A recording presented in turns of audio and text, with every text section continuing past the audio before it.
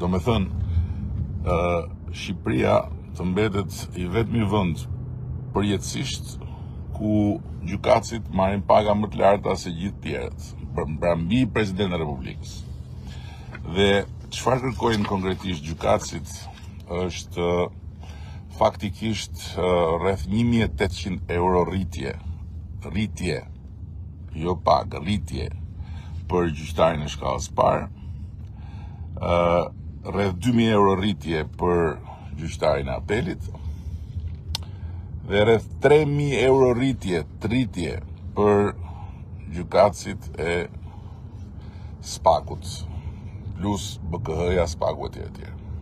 E duhet të në faktu që SPAK-u nuk i është bashkuar kësaj iniciative absurde dhe kjo i bën respekt natyrisht.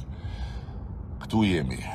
Do me thënë jemi në një situatë kur gjykatësit duhen të imponohen mbi parlamentin, mbi qeverinë, mbi dy pushtetet e tjera dhe duhen të marrin rroga sipas mendimit të tyre.